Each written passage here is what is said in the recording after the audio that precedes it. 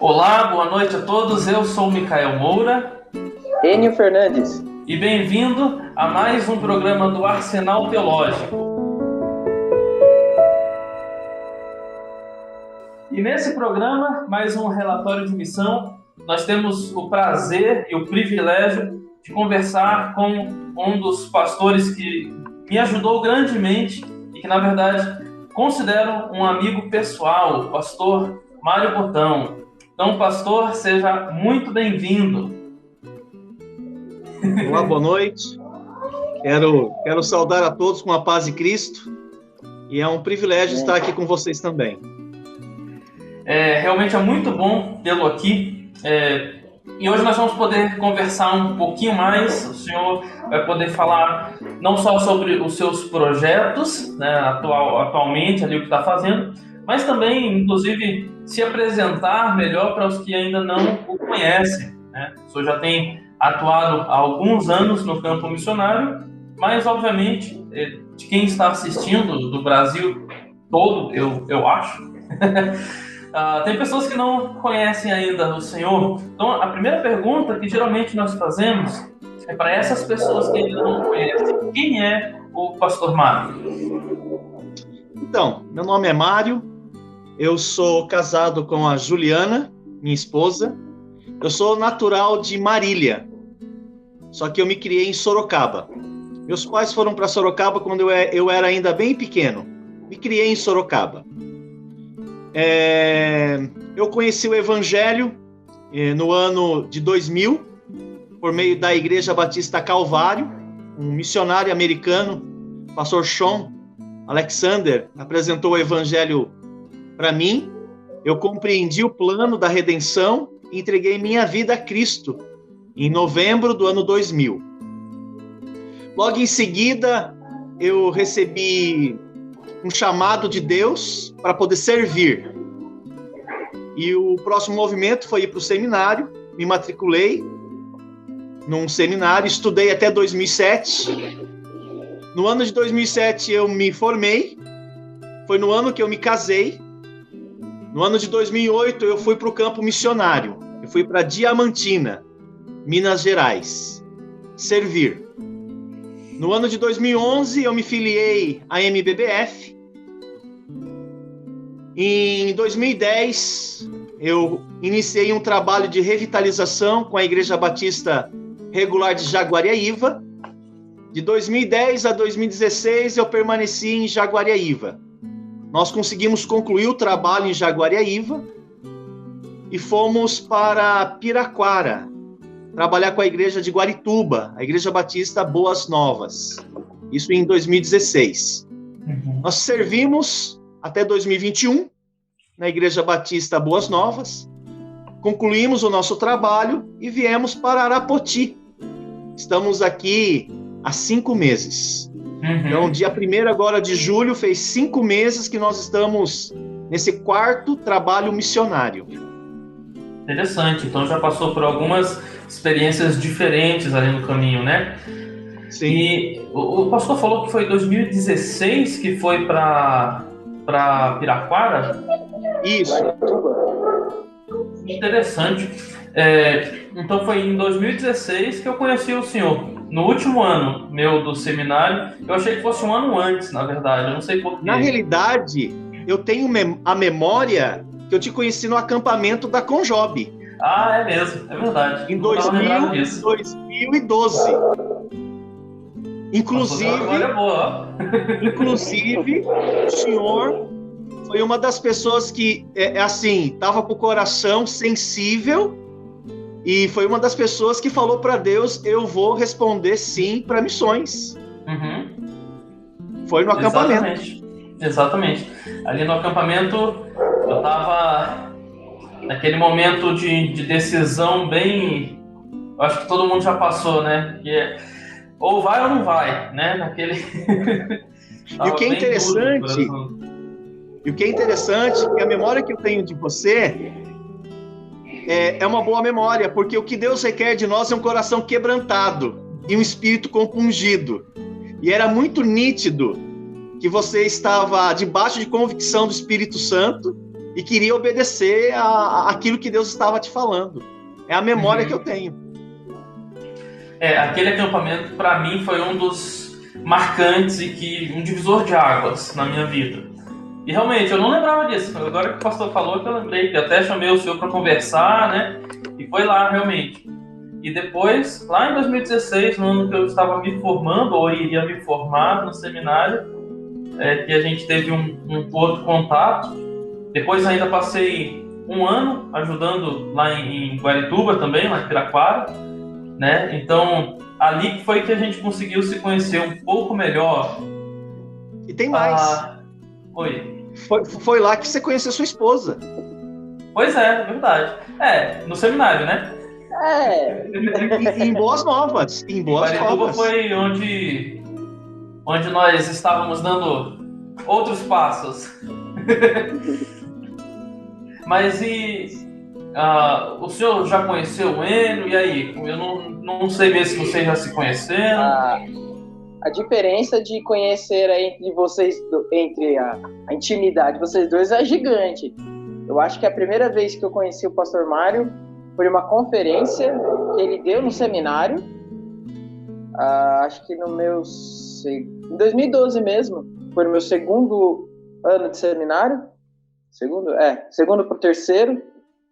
Ele estava lá, acho que junto no mesmo período do acampamento. Acho que aproveitaram para convidar ele para falar na capela, eu acho. Eu lembro que dos missionários que a gente estava lá no meu primeiro ano, o pastor Mário foi mais atencioso, porque normalmente os missionários, quando vão lá para o seminário, os pastores já convidam, né? Vamos lá, vamos na minha casa, vem almoçar, vamos sair. Aí o pastor Mário, não, vou comer aqui com o pessoal. Aí o Adriano, o missionário Adriano sentado, de repente chega o pastor Mário, posso sentar aqui, gente? Pode.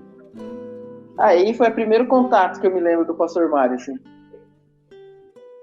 Eu posso dizer que a memória que eu tenho dele é ele investindo no casamento dele. É ele construindo na época era namorada, né? A esposa que hoje está o auxiliando no seu ministério, né? E olha como é interessante. No seminário você também pode encontrar aquela pessoa que vai servir ao seu lado. E é interessante o cuidado que ele tinha com a namorada dele, agora a esposa dele. E hoje eles estão no ministério, né? Olha que legal. E se eu não me engano, o senhor também encontrou a sua esposa por conta do seminário, né? Ou não? Nós viemos da mesma igreja. Nós somos jovens da mesma mocidade, que é da Igreja Batista Calvário em Sorocaba. Então, nossa história é um pouquinho antes. Isso que eu ia perguntar. A sua esposa, ela fez algum período no seminário em Curitiba? Ela iniciou os estudos. Ela iniciou os estudos em 2003 e concluiu em 2006. E ela se formou em educação cristã. Ela se formou no Seminário Batista Glória do Sul, 2006. Eu me formei em 2007, mas em São Paulo. Isso que eu ia perguntar. O senhor fez o seminário em São Paulo? Eu comecei os estudos no Seminário Batista Glória do Sul. Eu fiz 3 semestres e meio. Aí eu transferi os meus estudos para São Paulo. Então eu tive um contato no seminário também do Sul. O nome do seminário lá de São Paulo era qual, pastor? Batista Esperança, lá no Santa Cruz. Sim, Batista Esperança. E a Igreja Batista Esperança é uma das igrejas que apoia o nosso ministério. E foi uma das igrejas que Deus usou, inclusive, no momento muito delicado do meu casamento, quando a Juliana foi acometida por uma enfermidade. Na época nós não sabíamos o que era, e aquela igreja nos acolheu com todo o amor, né? O pastor Marvin Frey, pastor Sérgio Moura, eles nos ajudaram bastante naquela época, e até hoje é uma das igrejas que nos sustentam no ministério. Eu acho que voltando talvez um pouquinho ali na história, no tempo, o senhor falou que se converteu em qual ano mesmo, que eu não lembro? 2000, ano de 2000. Ano 2000. E uma coisa que é interessante talvez a gente perguntar é porque hoje o senhor é missionário, está atuando, tudo, mas antes da sua conversão, o senhor trabalhava com o quê? Era o quê? Qual foi a grande mudança ali nesse momento? Então, um divisor de águas, né? Antes da minha conversão, eu trabalhava com uma escola. Eu tinha uma escola de informática. Eu dava aula de computação. Então, eu mexo com informática, pelo que eu tenho em memória, desde os meus 14 anos.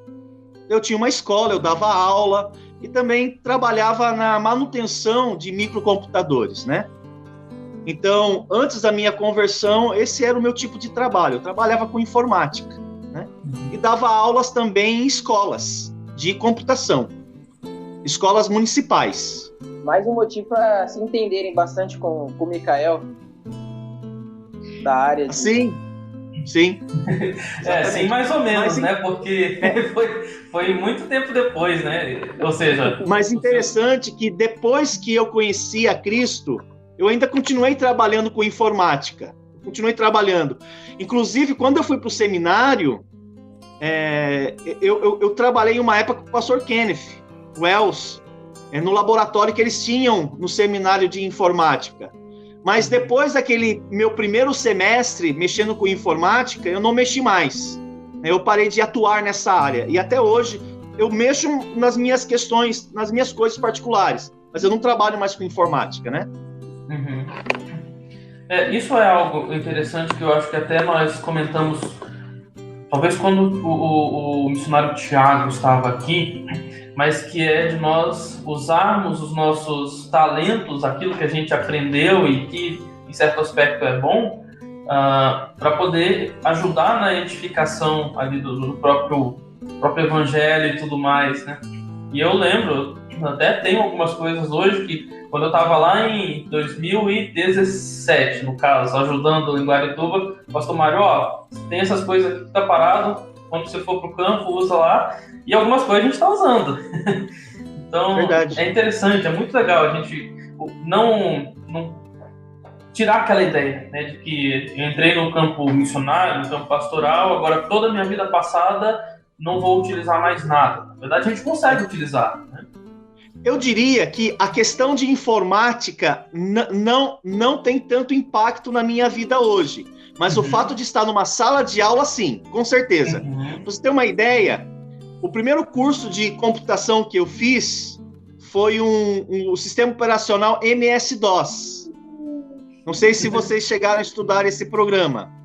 Eu mexi de curioso, porque na minha época já não estava mexendo mais. Não estava mais. Então, na minha época era o Windows 3.0, MS-DOS 6.22, Lotus 1, 2 e 3. Então, interessante que eu comecei a fazer o curso com 14 anos de idade. Mas com 14 anos de idade, eu pedi para meu pai me emprestar um dinheiro, eu comprei um computador e já montei uma sala e já passei a ensinar.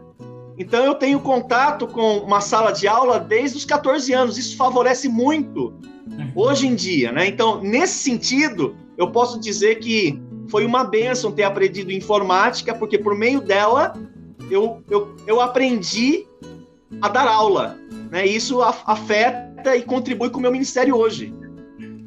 E é alguma coisa que eu pude aprender do pastor. A questão de como passar o material de uma forma que a pessoa consiga se interessar. Eu também creio que eu nunca fui péssimo em ensinar, mas alguns detalhezinhos, algumas coisinhas eu consegui pegar no tempo que eu estava de Guarituba e tento sempre aplicar isso, a questão de criar interesse em quem está ouvindo. Uma das coisas que eu sempre quis saber, uma das coisas que chamou muita atenção quando eu o conheci, foi a questão dos seus trabalhos, tanto indo em escolas, né, trabalhos evangelísticos, tanto que eu lembro que a gente fez uma viagem missionária, quando eu estava no seminário, para a igreja onde o senhor estava, fazendo seu ministério de revitalização. E o senhor estava muito ativo, e eu vi, o que me chamou bastante atenção foi 2 peças. O senhor fez uma pantomima, num centro ali, né, onde tinha várias lojas, e depois o senhor fez aquela questão dos fantoches.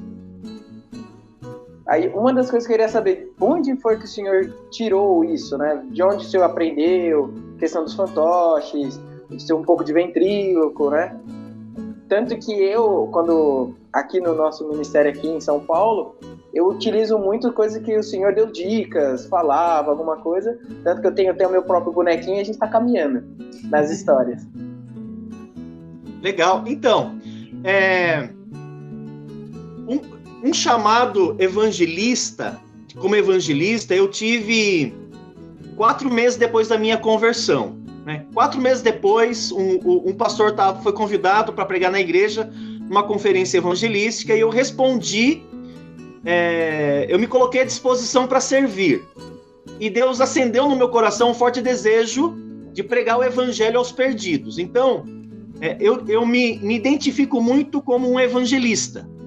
Então, esse é o ponto principal. Eu quero falar de Cristo, eu quero falar do evangelho para as pessoas. E eu tive uma equipe de pastores, isso foi muito importante, né? Uma equipe de pastores, cada um com seus dons, afetando aquelas pessoas que eles estavam discipulando.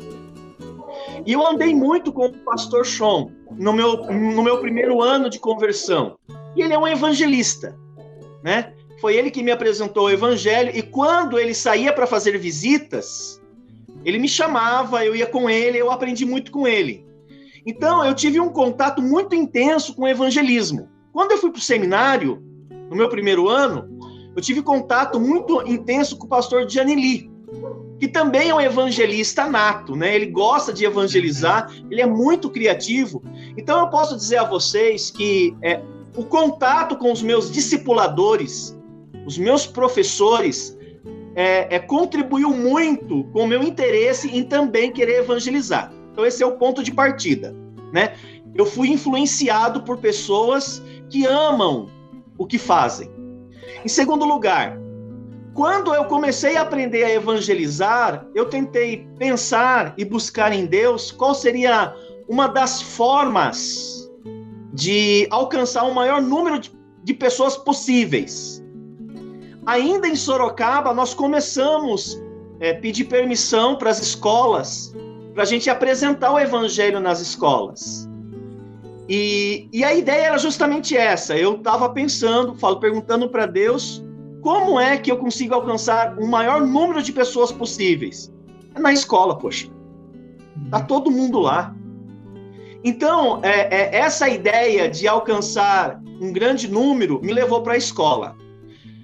A igreja que eu frequentei nos meus primeiros anos de conversão eram igrejas que faziam muita viagens missionárias.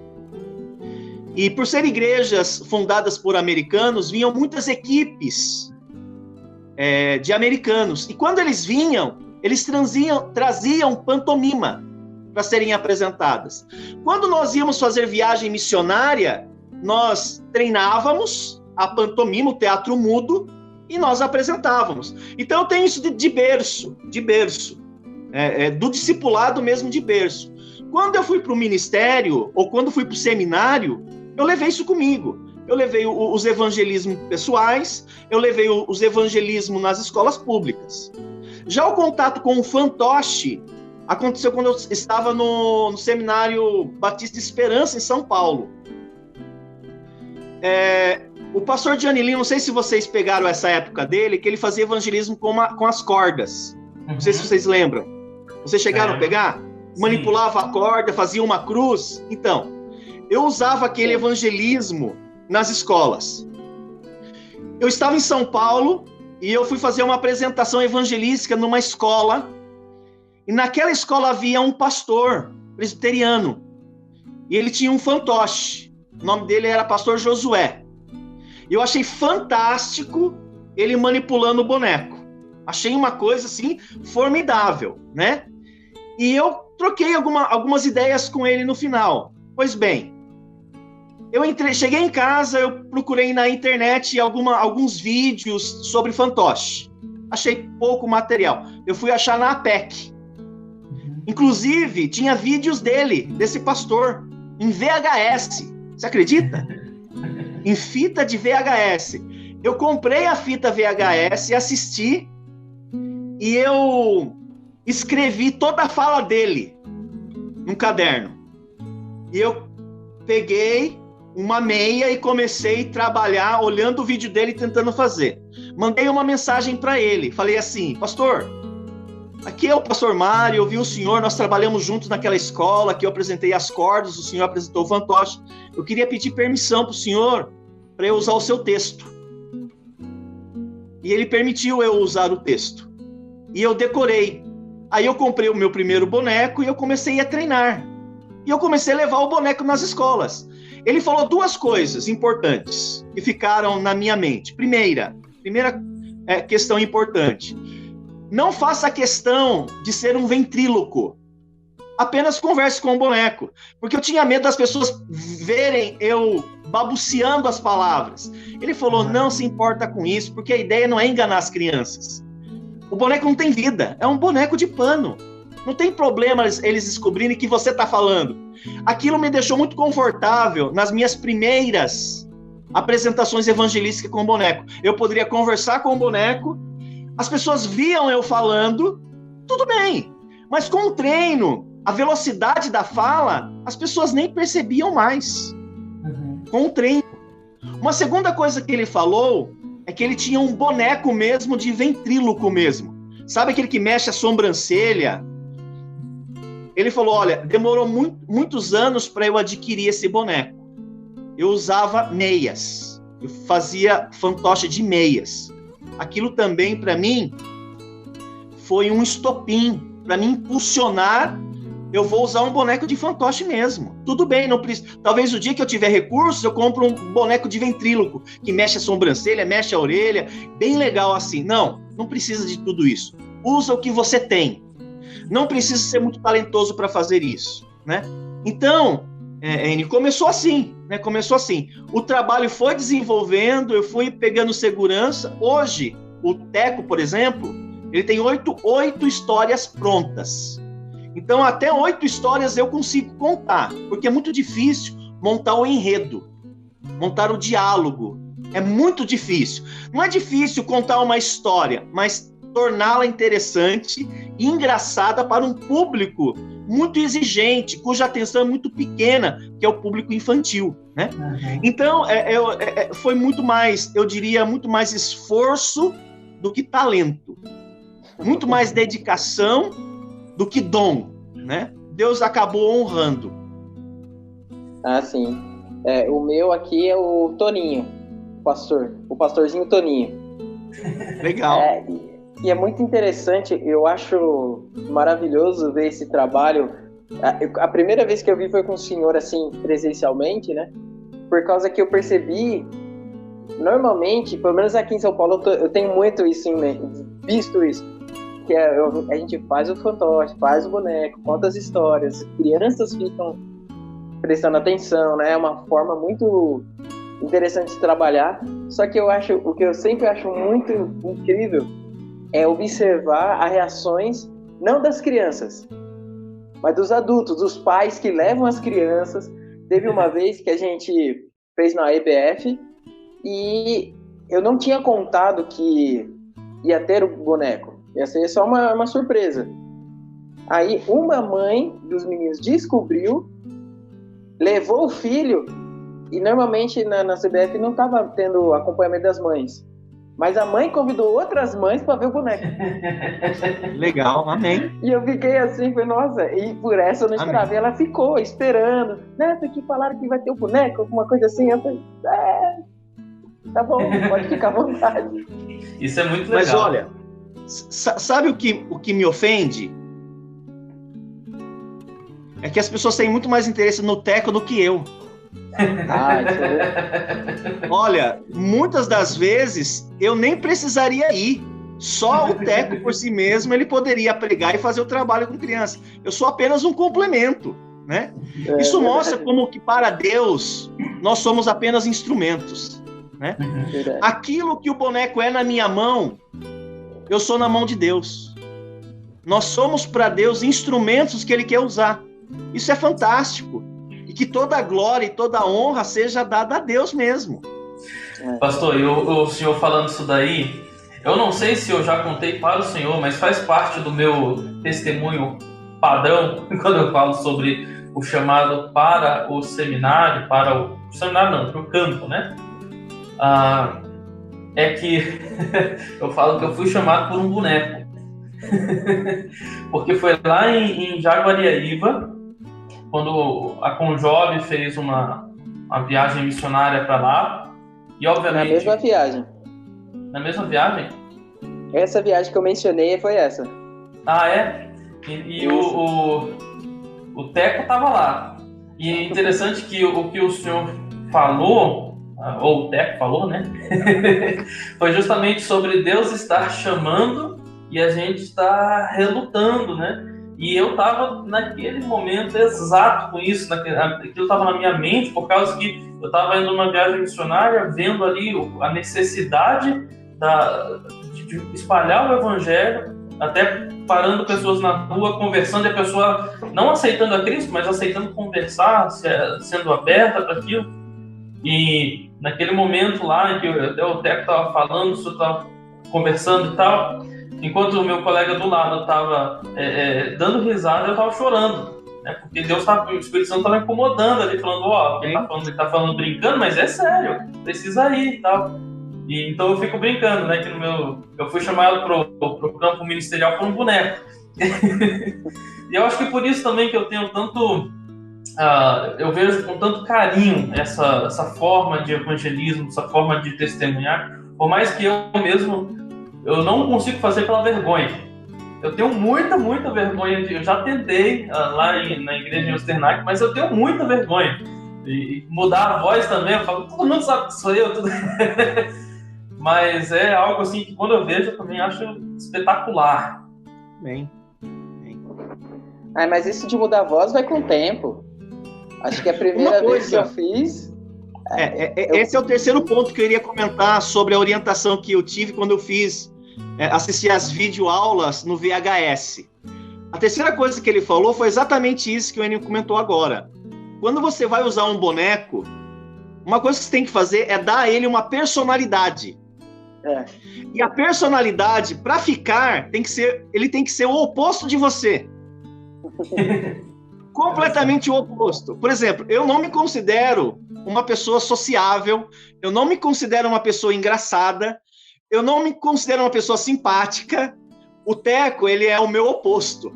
Por isso, acho que casou, por causa do contraste, né? O contraste. Então, acaba criando uma identidade. E eu já teria muita dificuldade, por exemplo, eu não tenho tanta versatilidade, se eu tivesse um outro boneco e desse uma outra personalidade para o boneco, distinta da minha, né?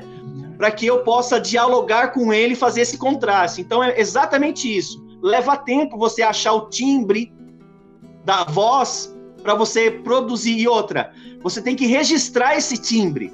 Porque durante o diálogo, você não pode ficar mudando o timbre, porque você não muda o seu timbre. Ele só tem um. Então, essa questão do timbre é muito importante para dar identidade para o boneco. Então, eu estava dizendo que o meu boneco também tem isso, essa questão de ser diferente. O Toninho é um rapaz do campo, um caipira, só que gosta de me levar no bico.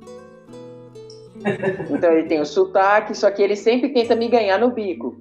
Ele acha que sabe de tudo e tenta me levar as histórias. Ele esquece as histórias bíblicas e começa a inventar a história no meio pra fingir que tá certo.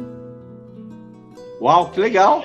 É isso mesmo. Eu acho que qualquer dia desses tem que ter como é que chama quando junta duas histórias diferentes?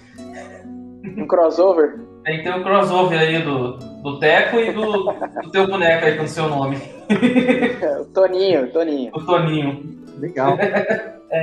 Então, o que eu tenho percebido com as nossas conversas, e é interessante que cada vez mais que a gente vai chamando outros pastores e outras pessoas para conversar, nós vamos pegando algumas coisinhas que são padrão. E o que eu tenho percebido, inclusive, que o senhor mesmo falou sobre a influência de outras pessoas, mas no seu caso ali, dentro já do seminário, né, já visando o ministério, foi algo que foi realmente relevante. E isso é algo para até nos chamar a atenção, qual influência eu tenho passado. Mas a minha pergunta, na verdade, em cima disso, O senhor recebeu alguma influência, assim, talvez desde cedo, na família, para o evangelho, não necessariamente o ministério, mas para o evangelho, ou Jesus converteu o senhor de uma forma talvez mais brusca? Como que se deu a sua conversão? Então, nesse quesito, os meus pais, eles têm uma herança religiosa particular. Minha mãe vem de berço presbiteriano e o meu pai vem de berço católico. Só que eu recebi a Cristo no ano 2000. Minha mãe recebeu a Cristo em 2004 comigo. E meu pai recebeu a Cristo em 2020 comigo. Olha, então, ou seja, nós tivemos sim uma influência religiosa, né? Eu tenho uma herança presbiteriana e uma herança católica, né? Mas eles me influenciavam no sentido religioso. Eram pessoas boas, eles deram uma boa educação para mim, para minha irmã, para o meu irmão. Eram pessoas cuidadosas, atenciosas, mas o evangelho eu conheci fora de casa. Mas como que foi ali o processo de conversão? No ano de 2000, eu tinha uma escola de informática e eu fui assaltado. Entraram na minha loja e me levaram meus computadores. E eu precisei comprar outros computadores para que eu continuasse trabalhando. E eu peguei emprestado o nome da minha mãe. Só que daí, por má administração da minha parte, eu não consegui honrar os compromissos. E o nome da minha mãe foi para o SPC. E meu pai, na época, ele tinha conta conjunta com ela. Meu pai foi no Carrefour fazer uma compra e ele percebeu que o nome dele estava também restrito. Ele chegou em casa furioso. Ele queria me colocar para fora de casa, né? Isso gerou um clima muito ruim dentro de casa. A minha escola não estava indo bem. Eu estava quase fechando a escola. E eu estava entrando numa crise emocional muito forte, muito acentuada. E desde a minha infância, eu tive crises emocionais e me levou a ter sentimentos suicida, né? Uma vez na adolescência, eu já tentei cometer suicídio. Eu não logrei êxito, graças a Deus. Mas ali, aos 22 anos, eu comecei a cogitar a possibilidade de suicídio novamente. E essa questão de morte, de me matar, estava muito viva na minha mente. Pois bem, eu pensei no meu desespero, na minha angústia, eu vou me enforcar num centro esportivo próximo de casa e eu vou dar cabo à minha vida, né? Não vale a pena viver. Naquela semana, eu pensei assim, veio um pensamento, né? Por que você não procura Deus? Pensamento, procura Deus.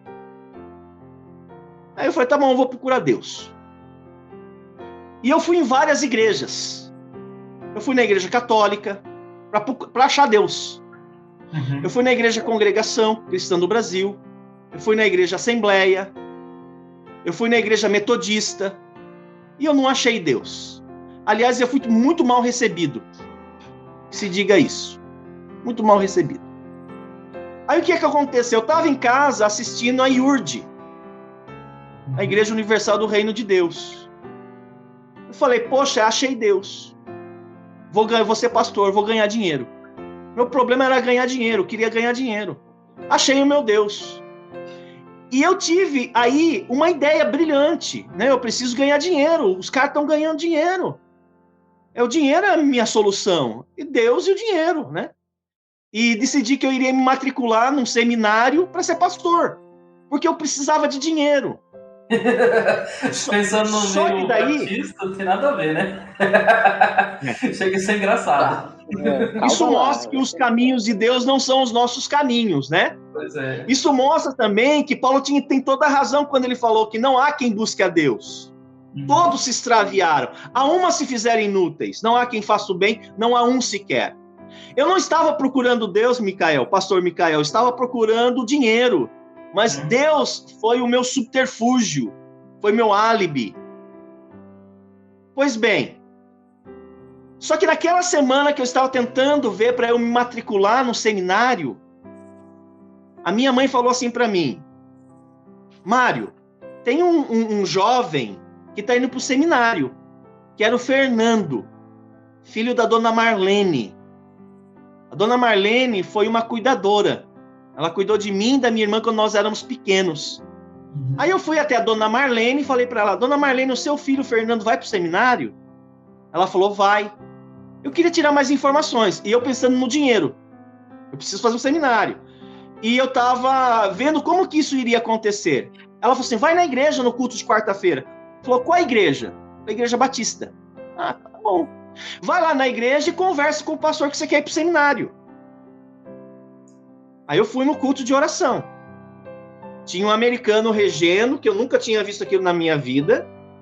Terminou essa parte de música, ela fez assim para mim: vai lá falar com ele. Era o pastor Sean. Eu corri até ele estava no corredor, indo para a classe de discipulado. Eu falei assim para ele: pastor. Ele falou: pois não. Eu quero ir para o seminário. Como que eu faço? Aí ele falou assim: viu, eu vou dar um estudo. Na terça-feira eu posso fazer uma visita para você? Eu falei: pode. Viu, mas eu quero ir para o seminário. Quero estudar a palavra de Deus. Mentira! Eu queria ganhar dinheiro, né?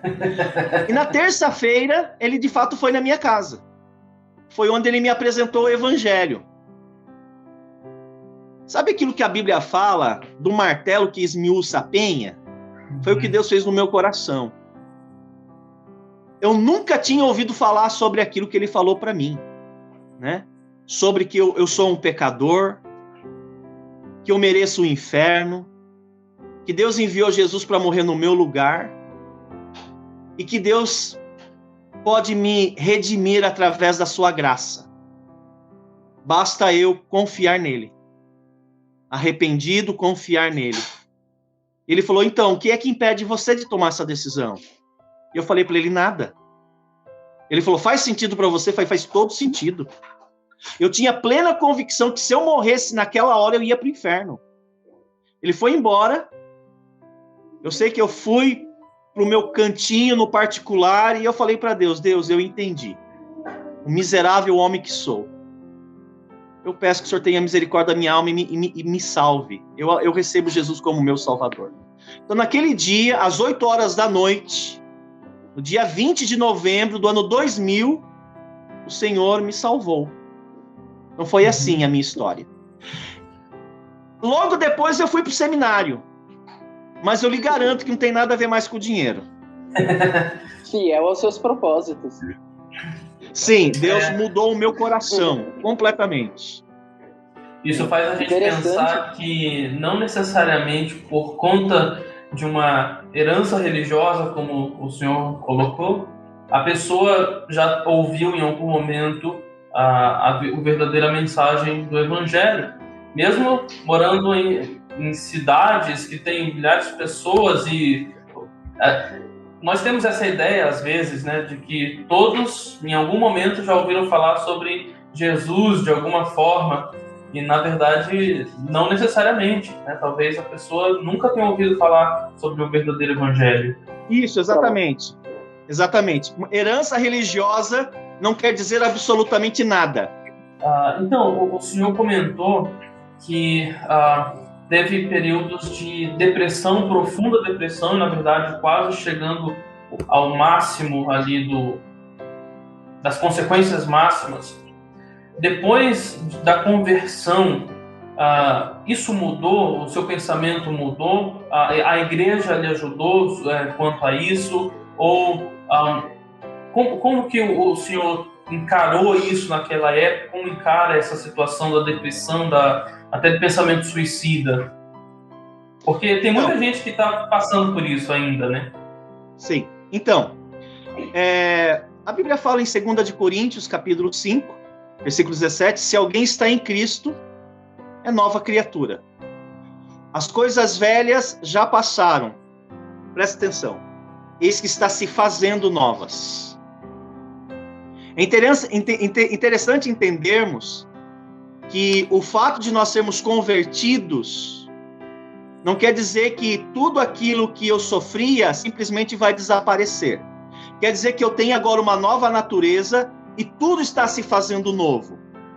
Ou seja, eu vou precisar trabalhar em algumas áreas para poder vencê-las.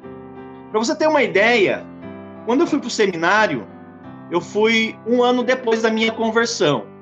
Eu fui para o seminário na hora certa, eu tenho certeza. Mas eu fui muito imaturo. Tanto é fato que eu estudei 3 semestres e meio, eu havia dito. E por que eu estudei 3 semestres e meio? Existe 3 semestres e meio? Não, não existe. É que eu deixei o seminário. Até algumas pessoas brincavam depois que eu saí, né? O Mário que fugiu do seminário.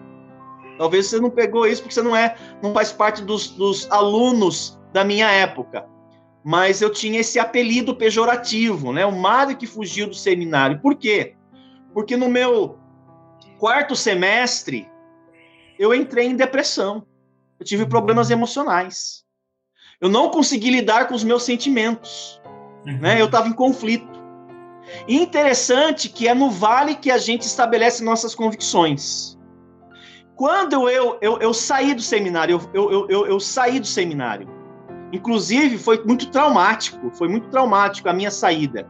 Eu não queria mais. Eu decidi ir embora. Inclusive, o pessoal estava indo para a capela, eu pedi para o irmão Marcos me levar na rodoviária. Enquanto o pessoal estava indo para a capela, eu estava pegando minhas coisas, colocando na Kombi, para ele me levar. Eu fui chorando para a rodoviária, ele me deixou lá e eu vim embora para Sorocaba. Eu passei 6 meses. Oi? Só para entender, o senhor não queria mais o seminário ou não queria mais ministério nenhum? Nada, não queria nada. Eu entrei no fundo do poço de novo. Eu estava com sérios problemas emocionais. Eu não queria mais, eu estava com conflitos. Né? Quando eu voltei para Sorocaba de volta, eu falei para o meu pastor. Na época ainda é o pastor Alexandre, né? O pastor Alexandre Nunes. Ele ainda é o pastor da igreja de Calvário. Na época eu cheguei a ele e falei, pastor, eu deixei o seminário, eu não sei mais o que eu vou fazer, e ele se colocou à disposição de me acompanhar por um período de tempo, né? E eu ficava na igreja, né, limpando, servindo, mas eu estava vazio, eu estava com conflitos. E foi muito bom aquele tempo na igreja, servindo, ele me aconselhando, fazendo estudos. Foi ali, pastor Micael, naqueles 6 meses, não de uma disciplina formal, né? Porque eu não estava em pecado. Eu estava com conflito, eu estava com tristeza na alma. Eu precisava lidar com isso. Aquele período foi muito bom, que ali eu estabeleci as minhas convicções. Eu tinha toda a oportunidade de voltar para o mundo, de fazer o que eu sempre fazia. E ali foi um divisor de águas. Deus trouxe no meu coração uma forte convicção de que, de fato, Ele queria eu no ministério. E foi estudando a Bíblia, foi decorando versículos bíblicos. Foi aquilo que me ajudou a vencer a dor da minha alma. Foi colocando versículos no meu coração, né? O Salmo 119, versículo 11, fala assim: de que maneira um jovem pode guardar puro o seu caminho? Ele vai dizer: escondi as tuas palavras no meu coração, para eu não pecar contra ti. A única forma de eu vencer os meus medos e as minhas crises é guardando a palavra de Deus no meu coração. Eu memorizei, você não imagina a quantidade de versículos que eu memorizei naquele período. Quando passou aquele período, eu tinha convicção, eu não tinha convicção, eu tinha o desejo de estudar. Eu sabia que Deus queria algo para mim, mas eu não tinha convicção. Meu amigo, foi no vale, foi no caminho do Gólgota, foi na cisterna, foi no deserto que Deus trouxe no meu coração convicções. Passando essa fase, o pastor Nathan Frey, o pastor Weber, fez um convite. Você não quer vir aqui para São Paulo, servir com a gente na Igreja Batista Betel? E eu já estava com o meu coração restaurado. Eu não pensei duas vezes. Aí eu fui para São Paulo e me matriculei no Seminário Batista Esperança, e a minha membresia de Calvário foi para Betel, onde eu sou membro até hoje. Se fosse para o senhor dar um conselho ou ajudar pessoas que estão assistindo agora esse vídeo e que estão, como o senhor falou, nesse vale, estão com depressão profunda e são cristãos verdadeiros, né? Interessante que cristão verdadeiro também sente tristeza, também pode entrar em depressão. Qual que seria o conselho que o senhor daria para essas pessoas? Olha, eu diria duas coisas, né? A primeiro conselho seria exatamente aquilo que Jesus falou para o diabo. Nem só de pão viverá o homem, mas de toda a palavra que procede da boca de Deus. Eu vou viver com a palavra de Deus que procede da boca de Deus. Eu preciso encher meu coração e minha mente com a palavra de Deus. Eu preciso. Eu tenho necessidades espirituais e é a palavra de Deus que preenche isso no meu coração. Esse é um conselho. Você precisa ter contato com as Escrituras. Você precisa voltar para as Escrituras. Você precisa permanecer nas Escrituras. Esse é um primeiro ponto. O segundo conselho é: você precisa de um conselheiro. Você precisa de um amigo conselheiro. Você precisa de alguém que você vai buscar orientações. E nesse ponto, o papel do pastor, ele é fundamental. Ele é muito importante nesse processo de ajudar alguém a vencer desafios. Tanto é fato que esse é um dos fatores, esse é um dos pilares do meu ministério. Por isso que eu trabalho com revitalização de igrejas. Eu quero ajudar pessoas que estão passando por dificuldades. E quando eu vou para uma igreja fazer um trabalho de revitalização, sabe qual é a primeira área que eu vou trabalhar? É a área do coração. Se eu não estiver bem no meu coração, eu não vou conseguir desenvolver outras áreas que estão sobre meus ombros. Não é que eu não quero, eu não consigo. Meu coração não está bem. Pastor, uma pergunta sobre essa questão. Eu já vi de algumas pessoas que sofrem ou já sofreram com depressão que existem gatilhos. Que a pessoa está bem, aí acontece alguma coisa, ou ele relembra, ou... Enfim, existem gatilhos que fazem a pessoa, né, sofrer recaídas ou começarem esse processo de depressão. Isso para o senhor existiu ou teve? Ou o senhor vê de uma outra maneira o que leva tanto uma pessoa para a depressão? Existe depressão que é uma questão clínica. É uma questão clínica. Precisa procurar um médico e você precisa descobrir o que está acontecendo com você, né? É uma questão clínica. Agora, o grande problema é que a gente tirou do nosso dicionário a palavra tristeza. E a gente fala depressão. E às vezes não é depressão, é tristeza, né? Depressão, nós tratamos com medicamento às vezes. Tristeza, a gente trata no altar do Senhor. Então a gente fala depressão, né? Eu não falei depressão. Eu falei que eu estava triste, eu estava deprimido, mas não depressão. Eu estava num estado de tristeza profunda. E havia algumas coisas que aconteceram no meu passado que eu não consegui vencer, que me frustrava. Pode ser esse gatilho. Eu estou frustrado comigo mesmo, né? Não estou conseguindo lidar com isso, com os meus sentimentos, com os meus pensamentos. Eu preciso tratar isso no altar do Senhor. Depressão é com remédio. Tristeza na alma é no altar do Senhor. Aliás, se você prestar atenção no livro dos Salmos, 90% dos salmos são salmos de lamento. É a alma gritando para Deus, é a alma clamando para Deus. E o detalhe, Deus respondendo a todos os clamores. Não é um livro depressivo, é o coração abatido. Porque andas abatida, ó minha alma, porque se perturbas, ó dentro de mim. Né? De onde virá o meu socorro? O meu socorro virá do Senhor. Né? Então é importante nós entendermos que existem tristezas, e não tem nenhum problema com tristeza. Né? Nós lidamos com isso, é um sentimento que nós temos que administrar. Né? E às vezes nós buscamos outros recursos para tratar dessa área do coração. Agora, existem questões que é depressão. Por exemplo, A Juliana, quando nós estávamos em Diamantina, ela teve um quadro depressivo. E eu lembro que, em alguns momentos, eu fui no quarto, eu a encontrava chorando. Eu falava, né, o que está acontecendo com você? Eu entendia um pouquinho o que ela estava passando, porque eu já tinha passado por tristeza na alma. Mas será que é alguma coisa que aconteceu no seu passado? Uma frustração? Você não tá... Não, eu estou bem, eu estou fazendo meus devocionais, eu estou bem. Mas eu não sei o que está acontecendo. Pois bem, o quadro depressivo dela foi tão agudo, tão acentuado, que eu não pude ficar no ministério. Eu tive que deixar o ministério. Por isso que em Diamantina eu fiquei 2 anos. O objetivo era 4. Fiquei 2. Eu tive que deixar o ministério. E eu entrei em contato com a missão, agradeci às igrejas, olha, obrigado, vocês me enviaram para o campo, mas eu estou desistindo. Não é que eu estou desistindo, eu preciso ir para casa cuidar da minha esposa. E nós fomos para São Paulo, até que eu falei que a Igreja Batista Esperança ajudou muito a gente naquela época. A Juliana fez uma bateria de exames e descobriu que ela tinha lúpus. Uhum. A tristeza dela vinha do lúpus. Uhum. Veja, ela tinha que entrar no medicamento. Não era uma questão de orar, não era uma questão de fazer devocional, não era uma questão de confessar pecados. Era uma questão clínica. Não era uma questão de tristeza. Ali era depressão mesmo, porque o lúpus, ele causa esse desequilíbrio. E ela começou a fazer um tratamento.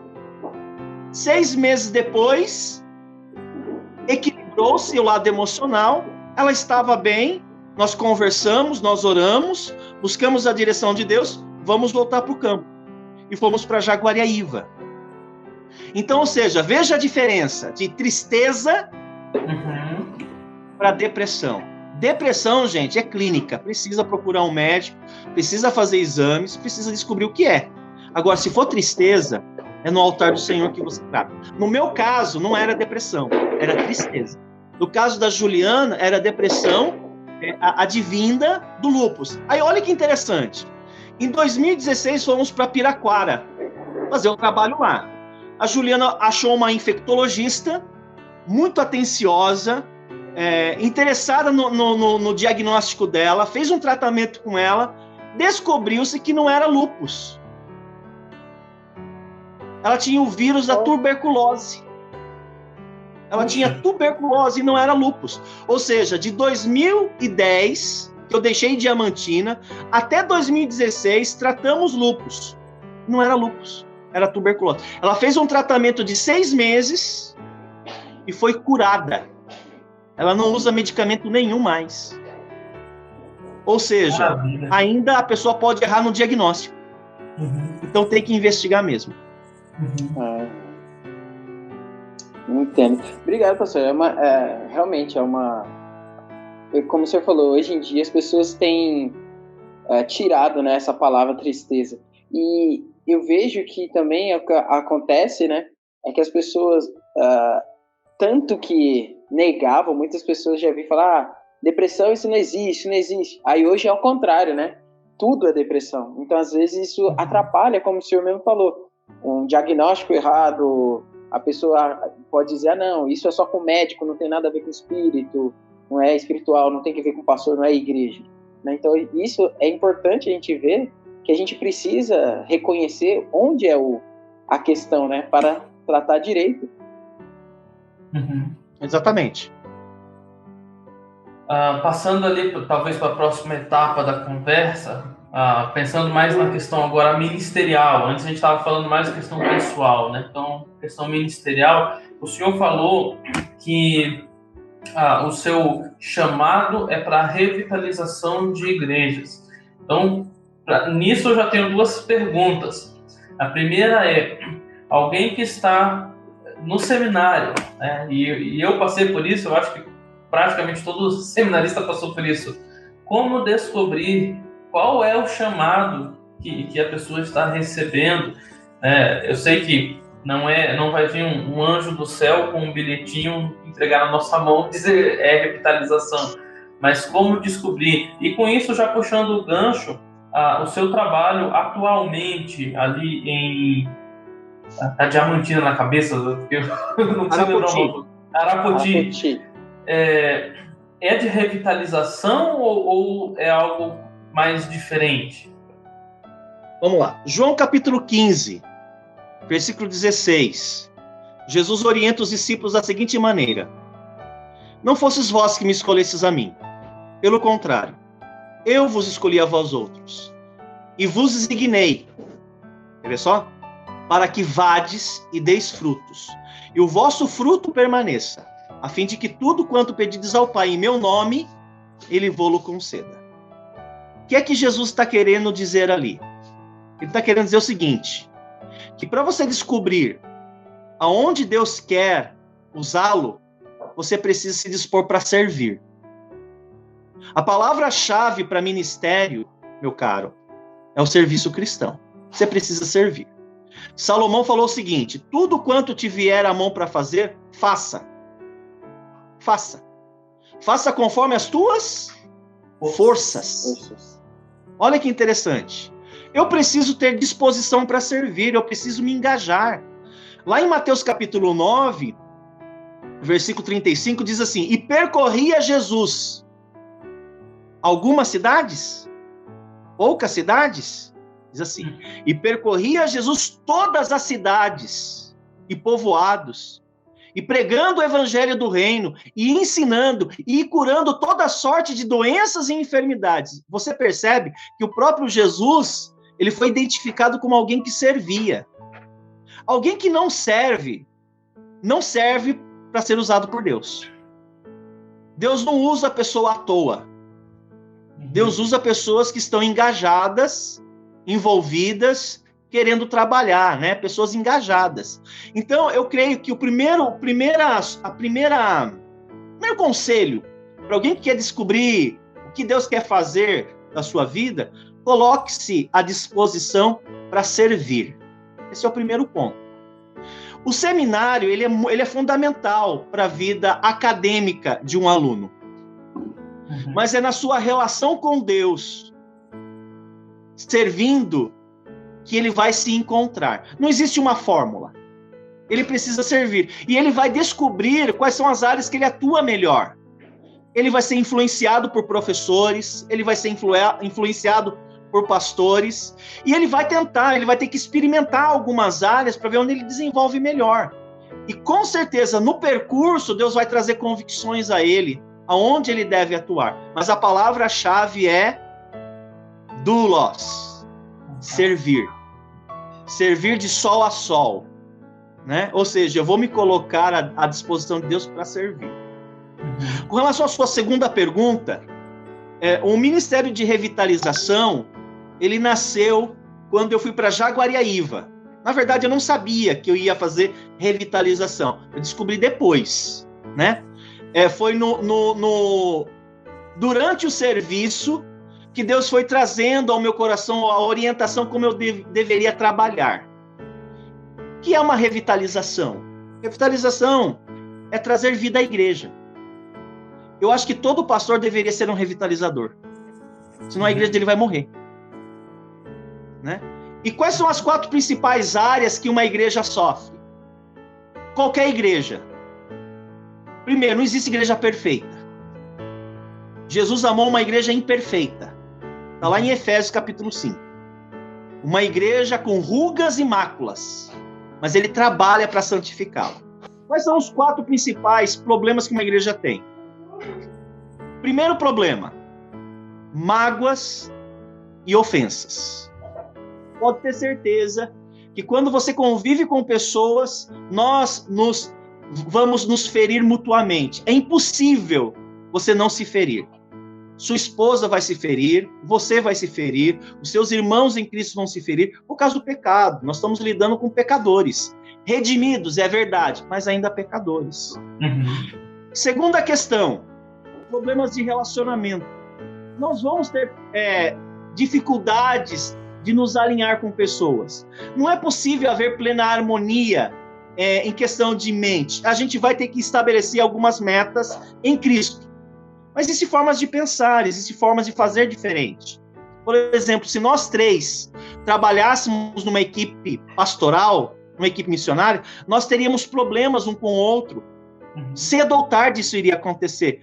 E olha que nós advogamos que temos convicção de chamado, nós temos preparo teológico, e nós temos uma certa experiência com Deus. E nós vamos ter problemas de relacionamento. Igrejas têm problemas de relacionamento. Então, se você vai revitalizar, você vai ter que mexer com ofensas e mágoas. Você vai ter que mexer também com relacionamentos. Boa parte da vida humana é lidar na manutenção de problemas interpessoais. Pode ter certeza que você sofre muito mais com pessoas e por pessoas do que por coisas. Com certeza. Terceiro, problemas de pecados inconfessos. Tem um monte de pessoas na igreja que estão alinhados com o mundo, pecando deliberadamente, achando que ninguém sabe, e às vezes a gente fica questionando, por que a igreja não vai para frente? Ora, a igreja não vai para frente porque tem alguns irmãos que estão em pecado. Por isso da importância de ter um púlpito forte, e pregar a palavra de Deus, e confrontar o pecado. Foi o que Jonas não queria fazer com a grande cidade de Nínive. A missão de Jonas era pregar contra o pecado dos ninivitas. A Bíblia vai dizer no livro de Jonas que a malícia dos ninivitas chegaram a Deus. E Jonas tinha que confrontar isso. É o que um pastor precisa fazer. E uma quarta área é a negligência com o serviço cristão. Mas daí é óbvio, meus irmãos. Veja, você está magoado. Você está com problemas de relacionamento. Você está com pecados inconfessos. Com que cara você vai servir? Você não consegue. Aí você percebe a igreja deixando de servir, deixando de frequentar os cultos, não participa de evangelismo, não faz contribuição, não envolve comissões, mas é lógico. Então você percebe que é uma cadeia de passos destrutivos. E o pastor ou o missionário precisa trabalhar com essas áreas. E isso é um trabalho que você tem que fazer continuamente. Por exemplo, eu vou para uma igreja, revitalizo ela, quanto tempo você acha que eles vão criar problemas entre eles mesmos? Não vai demorar muito, não. Então, é um trabalho contínuo. Então, quando eu fui para Jaguariaíva, eu não sabia o que eu iria fazer. Os próprios irmãos começaram a testemunhar e falar aquilo que doía no coração deles. Foi onde eu desenvolvi uma estratégia de abordagem, que tinha esses 4 pilares principais. Eu vou trabalhar com o coração deles. Isso quer dizer que eles precisam querer ser pastoreados. Eu vou ter que confrontar irmãos. Eu vou ter que aplicar Mateus 18 várias vezes, né? Mateus capítulo 5, que diz assim: ao trazer a tua oferta ao altar, e ali te lembrares que teu irmão tem algo contra ti, deixa a tua oferta perante o altar e vai tratar com teu irmão. Reconciliando com teu irmão, você volta e faz a sua oferta. Quantos são os casos de pessoas que oferecem a Deus com problemas com o irmão? São vários. Então essas 4 áreas foram necessárias trabalhar. Pois bem, isso é revitalização. Sim. Porque se você não trabalhar nessas áreas, a igreja vai morrer. Ela não vai fazer aquilo que Jesus falou lá no Sermão do Monte, que nós devemos ser a luz do mundo e o sal da terra. A igreja não vai servir para nada. Ela vai morrer. Muito bem. Isso quer dizer, pastor Micael, que essa ideia de trabalhar nessas áreas não vai mudar mais para mim. Porque eu entendo que a igreja passa por isso. Eu vou trabalhar com isso sempre. Então, vindo para Arapoti, eu ainda vou usar a mesma metodologia de tratar dessas áreas. Eu nunca vou parar. Só que aqui, de modo diferente, eu vou ter que plantar uma igreja, porque não tem uma igreja. Então, a gente abriu aqui um parênteses, né? É aquilo que eu falei no início. Deus, eu vou me colocar à disposição para servir. Micael, eu não sei plantar igrejas. Eu estou buscando. Eu peguei 5 pastores que são fundadores de igrejas. Estou falando para eles me aconselharem. A Bíblia diz que na multidão de sabedoria há segurança. Então, eu estou aprendendo a plantar uma igreja. E Deus está abençoando. Nós estamos há 5 meses aqui. Já compramos 2 lotes. Não pagamos ainda. Mas nós já compramos. Nós estamos pagando. Eu já paguei a primeira parcela dos 2 lotes. Hoje, né, Deus dirigiu meu coração e nós decidimos que vamos construir um templo de madeira.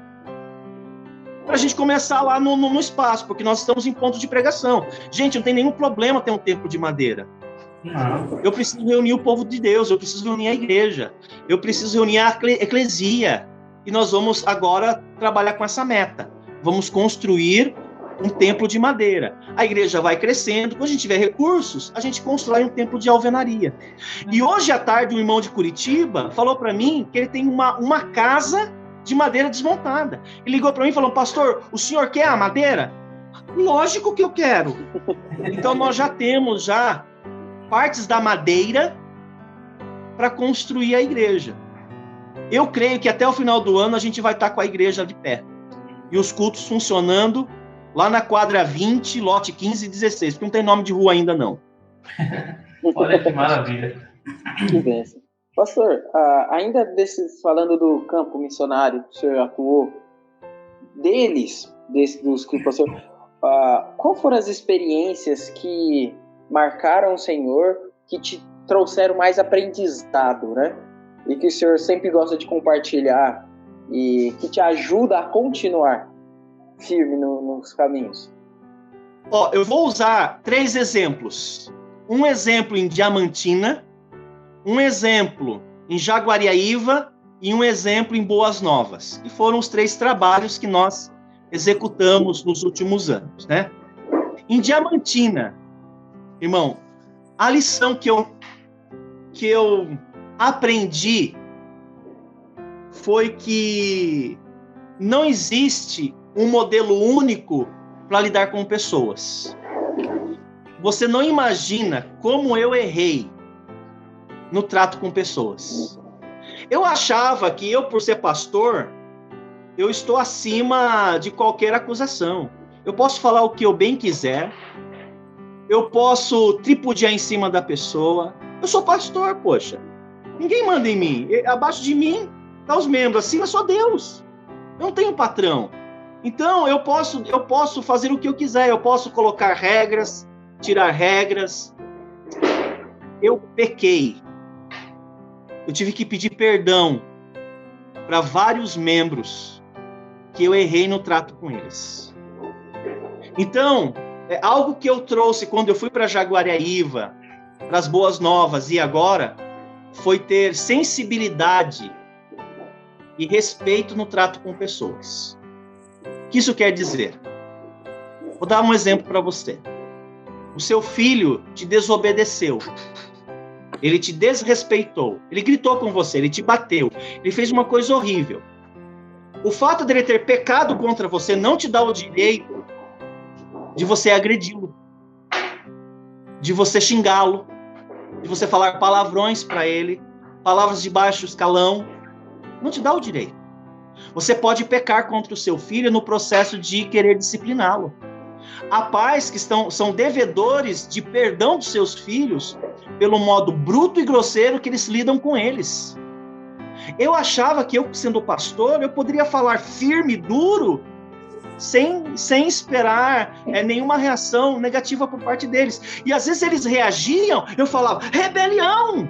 Isso é rebelião! Vamos excluir esse irmão! Mas às vezes eu incitei eles à ira.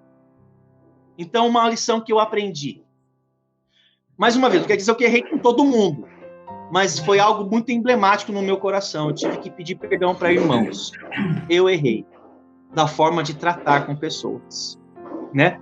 Nessa época, eu lembro que um versículo que trabalhou muito no meu coração foi Provérbios 19, que diz assim, Provérbios 19, versículo 2.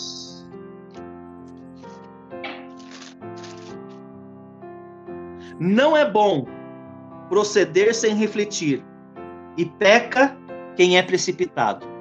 Eu aprendi essa lição. Eu não posso agir na ira. Eu preciso colocar perante Deus e tentar trabalhar com aquela pessoa de maneira respeitosa. Então, essa foi uma lição, irmão. Aprender a lidar com pessoas. Um pastor pode perder seu ministério se ele não souber lidar com pessoas. Pessoas são diferentes. E o fato dela pecar não te dá o direito de desrespeitar ela. Ela ainda merece o teu respeito. Você deve ainda tratá-la com brandura e com amor. Okay? Em Jaguariaíva, qual foi a principal lição que eu aprendi trabalhando com missões. Foi na área de generosidade. Eu confesso, eu tinha dificuldade de ser dizimista. Eu tinha muito medo de que se eu desse meu dízimo, eu não iria conseguir pagar as minhas contas. Eu nunca tive sustento integral. Sempre foi abaixo da média. Eu sempre passei necessidades financeiras. Poxa, dar o dízimo... Eu tinha muita dificuldade. Eu dava, mas chorando, sabe? Chorando mesmo. E muitas vezes eu não dava.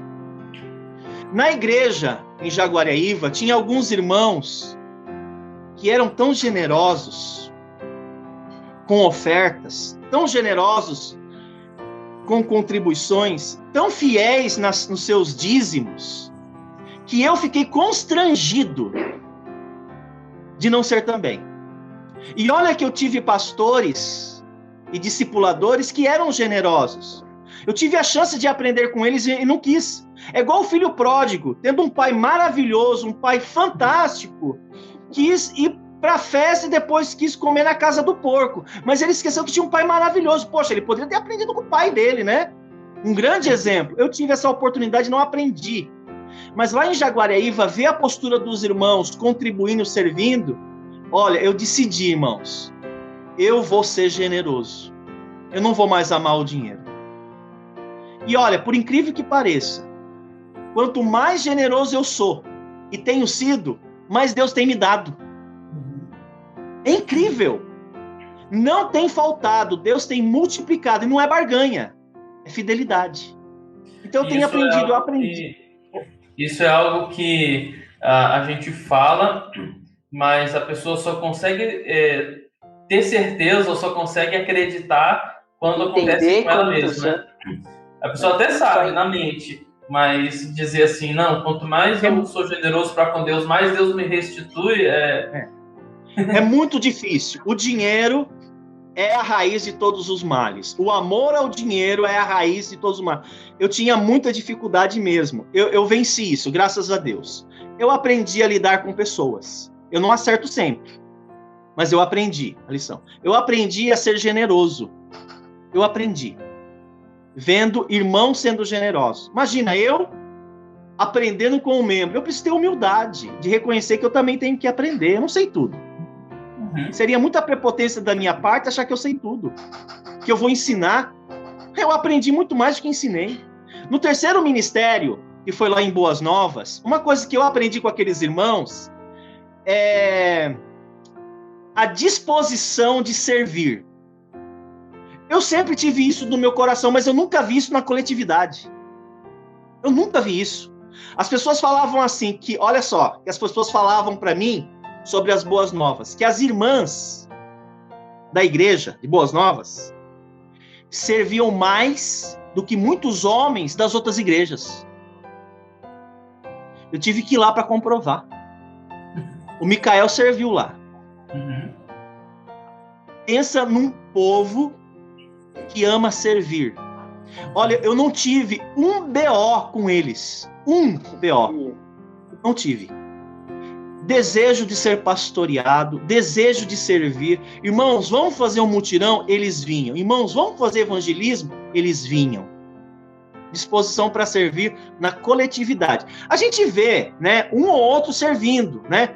O que a gente mais vê é 30% da igreja fazendo trabalho de 70%.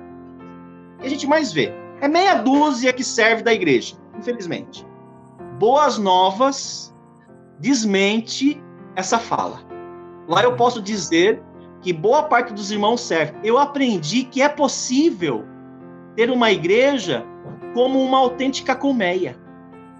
Todos servindo e com alegria. Então, cada ministério traz uma lição para vocês. Trouxe para mim, né?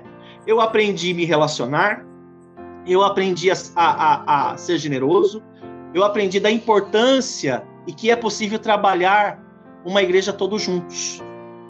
No campo atual, de novo, o senhor está adotando qual estratégia para conseguir aquele primeiro contato? Porque eu vou te explicar o porquê da pergunta, na verdade. Isso, para mim, que não estou há milhares de anos no campo missionário, eu acho que o mais difícil é o primeiro contato. Depois que consegue esse primeiro contato, daí conversar, criar amizade ali, se torna mais fácil. Mas a barreira do primeiro contato é o mais complicado geralmente. Quais estratégias que o senhor tem adotado aí no campo? Então, eu acredito que a única forma de fazer missões é um missionário se dispor para fazer. Uhum. Não tem o que... Ele tem que se expor. Ele tem que dar a cara mesmo. Ele tem que se expor. Foi o que Deus falou para Jonas, né? A palavrinha-chave do capítulo 1 é dispõe-te. Uhum. Vá à grande cidade de Nínive e clama contra ela. Aí no capítulo 2 diz assim, Jonas se dispôs. Olha que cara de pau. Mas para fugir... Isso, para fugir da presença do Senhor para Tarsis. No capítulo 3, lá no deserto dele, lá na cisterna dele, lá no deserto, lá no Gólgota dele, lá no ventre do grande peixe, ele clama ao Senhor e ele entende. Eu preciso ir. Eu não quero. Jonas não queria ir. Inclusive, Jonas não queria nem a conversão dos ninivitas. Ele lamenta pelo fato de Deus ter convertido os ninivitas. Ele não queria. Eu nunca vi um missionário não querer que alguém se converta. Jonas, ele não queria. E ficou bravo com Deus. No capítulo 3, Jonas se arrepende, ele entende, a salvação pertence ao Senhor, eu faço. Capítulo 4, Deus volta para ele e fala o seguinte, dispõe-te.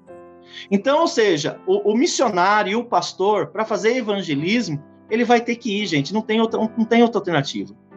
Não é método, não é estratégia, é disposição, ele precisa expor e ir.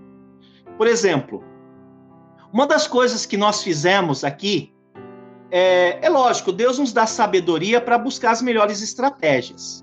Existem estratégias que funcionam mais do que outras. Eu vou escolher, lógico, as melhores estratégias.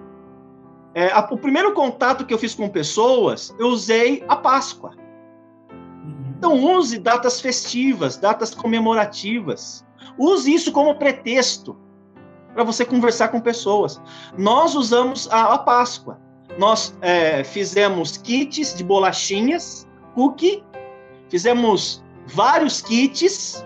Eu comprei panfleto, aquele panfleto A Ponte. Eu tenho um panfleto próprio que eu mesmo escrevi, que o irmão Alberto de Salim nos ajudou a fazer a parte gráfica, nós imprimimos, eu levei junto, nós chamamos todo mundo da igreja, simplesmente bate lá na porta, se identifica, nós somos da Igreja Batista, nós queremos aqui entregar algo para vocês. Entreguemos lá o pacotinho de cookie, deixamos a ponte, falamos aqui, apresenta o plano de salvação, a senhora mesma pode ler, mas se a senhora quiser, a gente pode explicar. Eu quero, então a gente explica para a senhora. Não, eu não quero, não tenho tempo, a comida está no fogão, eu estou com o filho gritando lá no quarto, tudo bem, mas a gente queria entregar para vocês. Nós estamos ali, se a senhora quiser falar com a gente, vem cá conversar com a gente. Pronto. O segundo momento que nós tivemos com contato com pessoas, eu fiz um convite para um estudo bíblico. Eu escolhi seis títulos de assuntos que eu acho que é interessante. E eu e Juliana fomos para o centro da cidade, fomos nos estabelecimentos, nós nos apresentamos, nós somos missionários, estamos plantando uma igreja aqui em Araputi, e nós vamos iniciar uma classe de estudos bíblicos, e nós queremos fazer um convite a vocês. Posso deixar um convite com vocês? Pode. E nós entregamos um convite. Nós fizemos contato com 200 pessoas no centro. Aqui no nosso bairro, nós fizemos contato com 100 pessoas, na Páscoa. Aí passou algum tempo, a Stephanie, que é membro aqui da igreja, ela trabalha num colégio particular holandês. Nós fizemos contato com a diretora, ela permitiu a gente ir para a escola, eu levei o Deco. Fizemos contato com 100 crianças, além de professores, pedagogo e diretora. Um quarto movimento que eu estou tendo agora, que é atual, eu decidi que nos próximos 100 dias eu quero fazer contato com 100 pessoas. Eu quero fazer contato com uma pessoa por dia. Eu comecei no dia 1º de julho. Esse é um quarto movimento que eu estou fazendo. Eu estou indo de casa em casa. Na verdade, eu espero a pessoa passar perto de mim e falar, olha, eu sou pastor aqui da Igreja Batista, posso ir na sua casa fazer uma oração por você? Eu queria também te dar de presente uma Bíblia. Pode, pastor. Eu já fiz 5 visitas. Hoje é dia 5? É 5 hoje? Sim. Isso. Já fiz 5 visitas. E olha que interessante, Deus não me deu uma. Deus me deu no primeiro dia 3 pessoas. No segundo dia, Deus deu 4 pessoas. No terceiro dia, Deus deu 7 pessoas. E hoje, Deus deu 4 pessoas. E eu vou fazer isso nos próximos 100 dias. Amém. Nos próximos 100 dias. Então, ou seja, em 5 meses que nós estamos aqui, eu já fiz contato com mais de 400 pessoas pessoalmente. E qual é o segredo? É se expor. Eu tenho que sair da minha zona de conforto. Eu tenho que me expor. Ou você acha que percorrer todas as cidades e povoados não é se expor? Ah, não, mas hoje está muito sol. Não é só tá sol para você. Não, o desgaste é para todos nós. Você tem que se expor. E o objetivo não é deixar eles virem. É você ir. Porque a ordem é ide. Não é que eles venham. Eu tenho que ir. E a igreja aí atualmente já está a que passo? Assim, quantas pessoas tem? A gente viu, o pastor falou sobre a questão que já comprou 2 lotes, né? E com o missionário Tiago eu aprendi que comprar não é pagar, né? Então já comprou 2 lotes. Mas como que está o andamento disso? Quantas pessoas estão participando? Então, quando nós decidimos fazer o trabalho de plantar uma igreja aqui em Arapoti, nós já sabíamos que nós teríamos conosco 2 famílias. Eles são membros de Jaguariaíva, mas eles são residentes e domiciliados aqui em Arapoti. Então, nós já temos uma família que tem 3 pessoas e uma outra família que tem 5 pessoas. Contando eu e Juliana, já somos em 10. Então, ou seja, já tem um grupo que nós estamos cultuando a Deus. E uma das coisas que eu fiz, eu cheguei aqui dia 1º de fevereiro. No dia 4 de fevereiro, nós já começamos os cultos. E a gente está fazendo em ponto de pregação. Desculpa, no plural, pontos de pregação. Nós temos 3 pontos de pregação. E nós fazemos um rodízio. Então, desde o dia 1º, na quinta-feira, aos domingos à noite, nós nos reunimos, estudamos a Bíblia e cantamos louvores de adoração a Deus, né? Com isso, o que aconteceu, pastor Micael? Nós estamos fazendo contato com pessoas, temos chamado pessoas, e tem vindo. Nós já recebemos 12 pessoas nesse período de 5 meses. 12 pessoas já vieram nos cultos, não todos de uma vez. Veio uma pessoa, depois outro culto veio 2 pessoas. Aí o que aconteceu? Dessas 12 pessoas que já vieram, 3 se converteram. O Daniel, a Ellen e o Giovanni se converteu. Nós estamos numa classe de discipulado. Tem 6 pessoas fazendo estudo bíblico. Começamos agora em junho. Então, o que acontece? A igreja está trabalhando. Só que o que acontece? Há 2 semanas atrás, estava tendo um show numa família da rua de cima e um show na rua de baixo. Mas a vigilância sanitária parou aqui na minha casa. Tá bom? E eles falaram assim, o que é aí? Eu falei, aqui é um ponto de pregação. Mas o que é ponto de pregação? É uma igreja. Na casa? Eu falei, Você nunca leu o livro de Atos? Começava numa casa. Aí falou, mas vocês não podem não. Eu falei, por que não pode? É porque tem aglomeração aí. Isso, naquele dia, tinha vindo de fato várias pessoas. Aí ela falou, não pode mais. Tá bom. Eu fui na vigilância sanitária, eu expliquei a situação, eu mandei uma solicitação, eles me autorizaram a funcionar com 10 pessoas no máximo. 10 pessoas. dando distanciamento de 1,5 metro. Só que onde que nós estamos nos reunindo aqui, no Aratinga, na minha casa, a nossa garagem não dá para colocar 10 pessoas no espaçamento de 1,5 metro. Isso aconteceu semana retrasada. Então eu tive que suspender os cultos. Então, o que eu estou fazendo agora? Eu estou fazendo online. Né? Nós temos um espaço aqui na nossa frente, que dá para eu colocar 10 pessoas. Então a gente está vendo aqui fazer uma cobertura simples para fazer os cultos aqui na frente. Né? Então, a situação está assim. Mas, paralelamente, nós decidimos que nós iríamos comprar 2 lotes, né? Na verdade, a gente ia fazer a locação de um imóvel, só que não tinha ofertas imobiliárias aqui na cidade. Eu não consegui, por 3 meses, os 3 primeiros meses, eu estava achando um lugar, porque eu preciso de um espaço, né? Não dá para eu ficar me reunindo na casa, é pequeno, qualquer casa é pequena. Preciso de um salão, e nós não achamos. Aí Deus colocou no meu coração, então faz uma campanha e compra um lote. Nós compramos 2. Nós levantamos em 1 mês 20% do valor do lote. Nós levantamos 10.800 do lote 15 e 9.800 do lote número 16. Nós demos a entrada e nós fizemos uma campanha para que pessoas possam nos ajudar. Nós precisamos de 20 pessoas com R$50 por 36 meses. Conseguimos. O segundo lote ainda nós não conseguimos. Nós precisamos de 20 também, ajudando com R$50 por mês, por 36 meses. Conseguimos 10.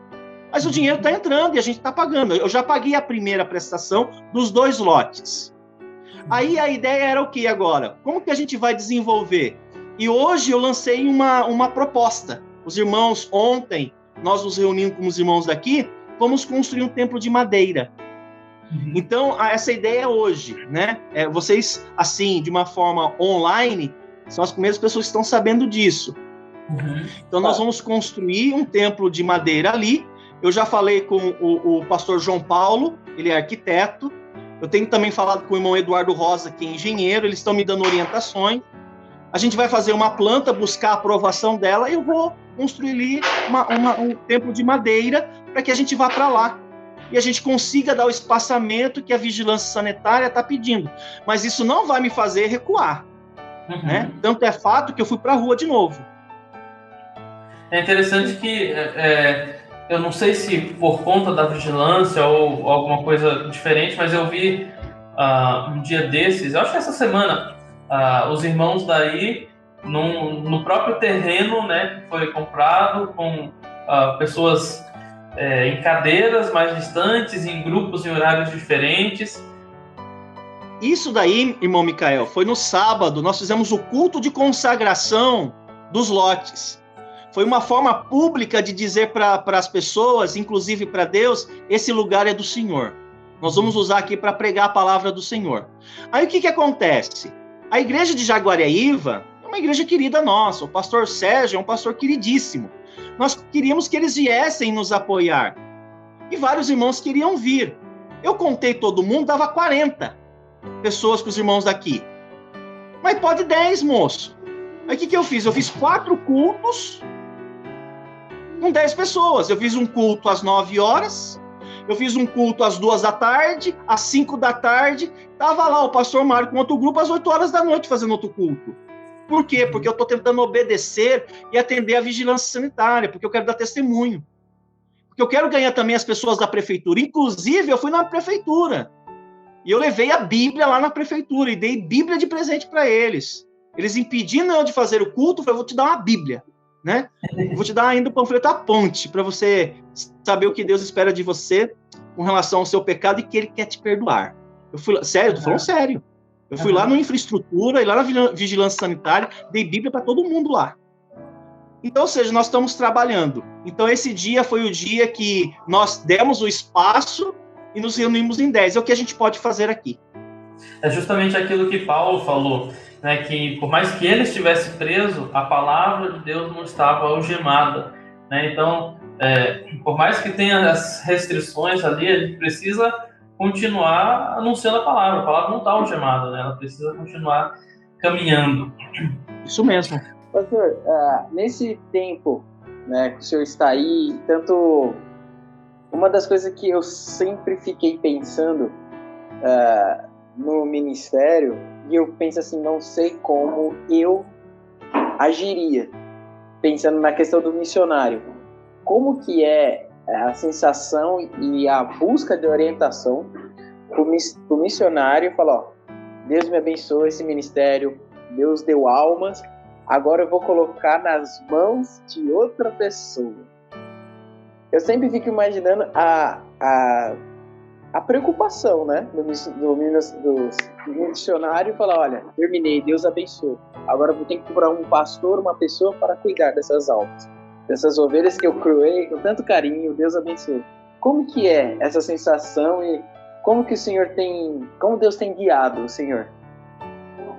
Então, existe aquilo que tem sido a forma que os batistas regulares têm feito ao longo da história, e tem uma forma que não estou falando que não é bíblica, tá bom? Existe essa forma, e você tem bases bíblicas, eu já vou te dizer qual é a forma.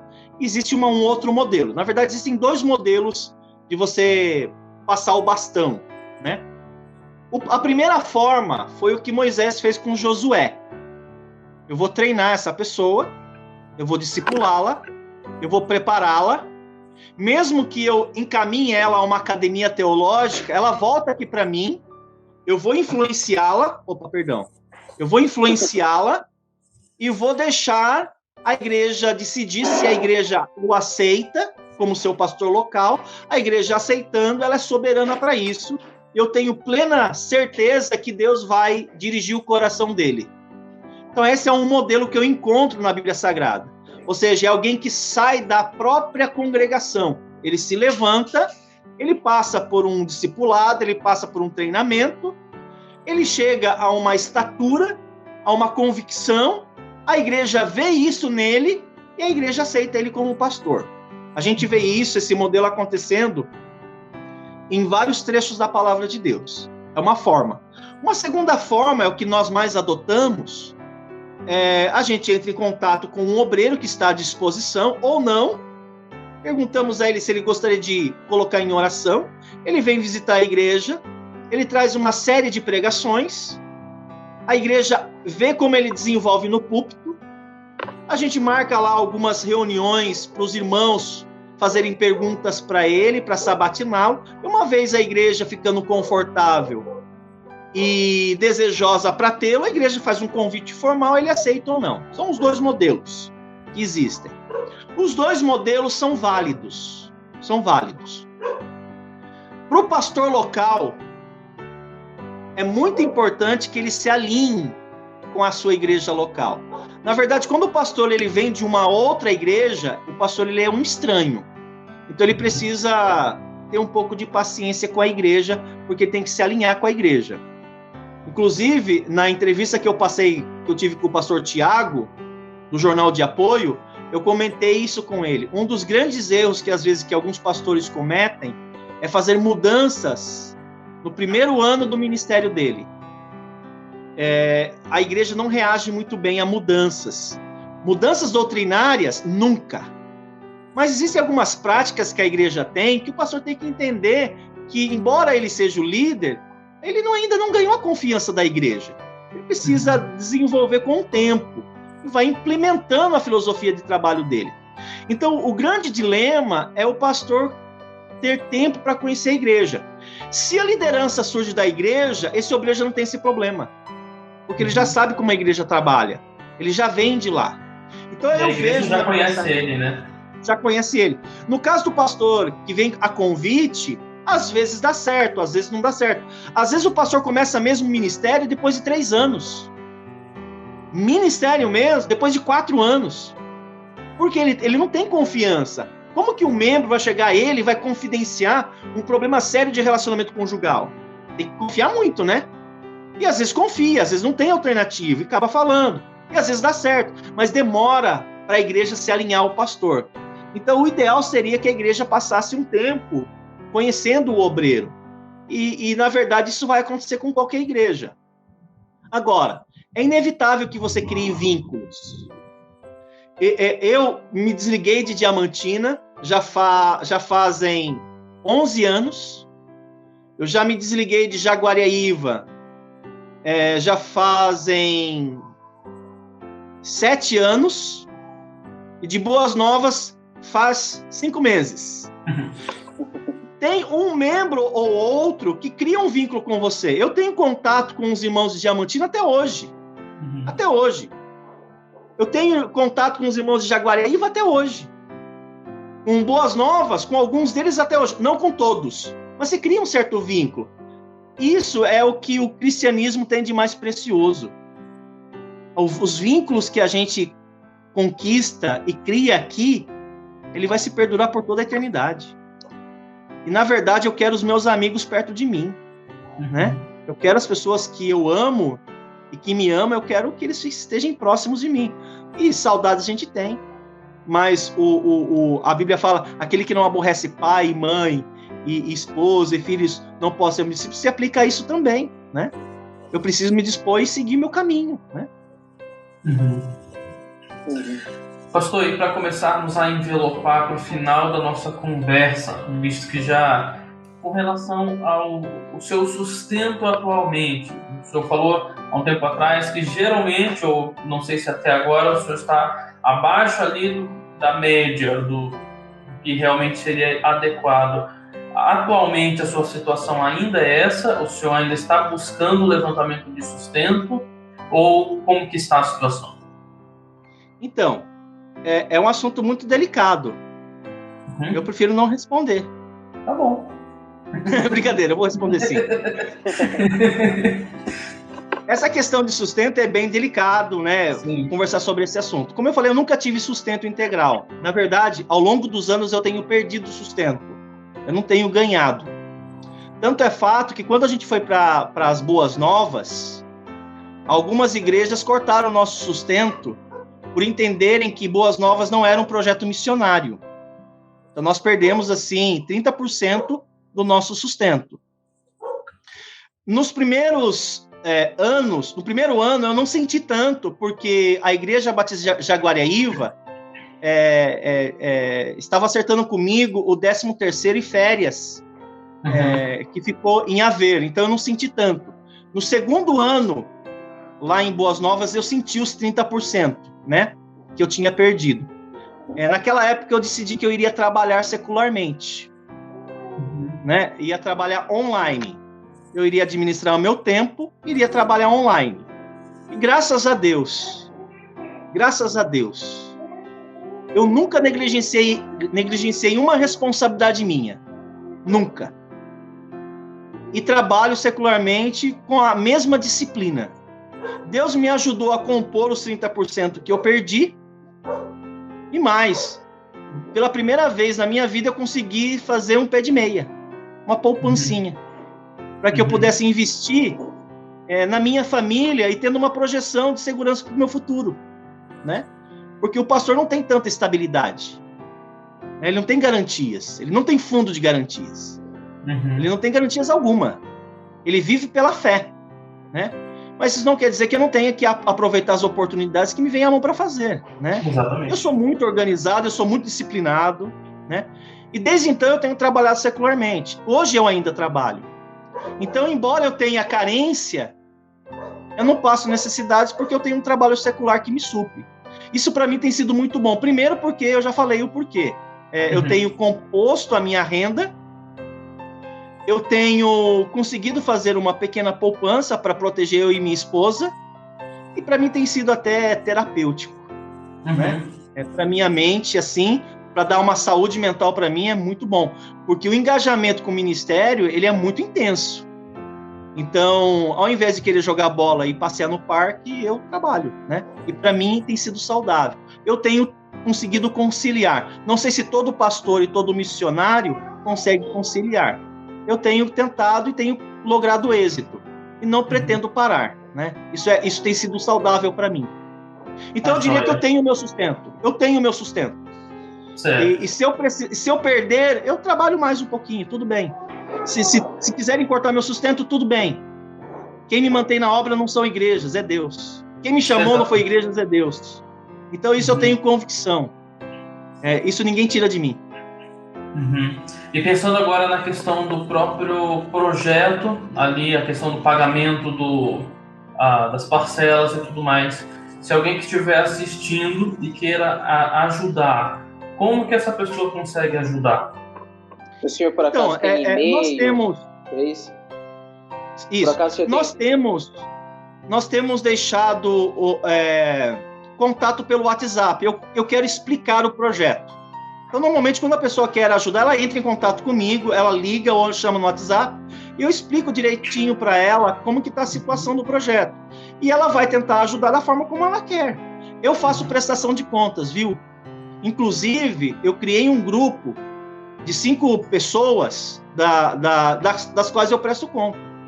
Eu não precisaria fazer isso, né? Mas para manter a lisura, eu presto conta. Entrou um dinheiro, entrou esse dinheiro. Eu faço uma prestação, eu vou comprar isso. Pastor Márcio, não precisa fazer isso, mas eu quero fazer isso. Eu acho que isso é saudável. Se alguém perguntar, eu mando para você, não, o pastor Márcio está fazendo isso, aquilo. Então, a gente tem administrado isso, nós temos administrado isso, e é assim que a gente vai fazer. Mas a pessoa tendo interesse, entre em contato, eu vou orientar direitinho. Se ela quiser a tabela, as notas fiscais, eu mando tudo para ela, né? Então, a gente tem mantido essa transparência. Então, seu e-mail ou o contato para que a pessoa consiga entrar em contato com o senhor é qual? É o WhatsApp mesmo. É o WhatsApp. Para falar apenas WhatsApp. Só o WhatsApp. Eu acho que... Na sua página do Face, entrando lá, Mário Botão, aí pode entrar em contato no privado. Sim, pode também, pode. No Facebook, eu tenho colocado diariamente informações. Só não vê quem não quer. Então, pessoal... Isso. Então, pessoal, se não apareceu na tela, e também na descrição do vídeo, vai estar lá o link para o Facebook do pastor, tá? Eu não acho que seria muito sábio da minha parte divulgar o WhatsApp num vídeo no YouTube, então vai ter o Facebook, o pastor vai entrar em contato contigo, daí ele passa o contato para você, caso ele ache que seja necessário. Mas é um projeto realmente muito interessante, eu até diria ousado. Em 5 meses já tem 2 lotes comprados, então é algo realmente que nós vemos a mão de Deus agindo ali. E se você tem condições de ajudar, como o pastor falou, às vezes é R$50, né? Às vezes você tem essa condição, ajuda lá o projeto. Com certeza Deus vai te honrar, vai te ajudar a honrar também com esse compromisso, e você vai estar, em certo aspecto, também na obra missionária, né? Aquela igreja nascendo ou crescendo, se desenvolvendo, alcançando outras pessoas, você vai poder falar que ajudou ali de alguma forma. Mas certo, pastor, para encerrarmos, o senhor tem algo que gostaria de deixar, de falar, para poder chegarmos ao fim da conversa? Então, eu gostaria apenas de deixar um versículo bíblico, né? É um texto que tem me acompanhado já há muitos anos, que é o Salmo 23, versículo 4. Né? Ainda que eu ande pelo vale da sombra da morte, não temerei mal nenhum, porque tu estás comigo. A tua vara e o teu cajado me consolam. Esse texto ele é bem interessante, porque ele diz que Deus ele pode me pastorear até no pior momento da minha vida. E no vale da sombra da morte ele pode me pastorear. Interessante que o Davi, que escreveu o Salmo, diz que ele não viu o pastor, mas ele viu os instrumentos do pastoreio. E quando ele viu a vara e o cajado, ele sabia de uma coisa: eu não estou sozinho. Então é importante que o obreiro saiba que ele não está sozinho, né? Por mais difícil que seja a situação, Deus está o auxiliando e Deus está presente. Amém. Só queria agradecer, pastor. Obrigado pelo tempo, pela disposição.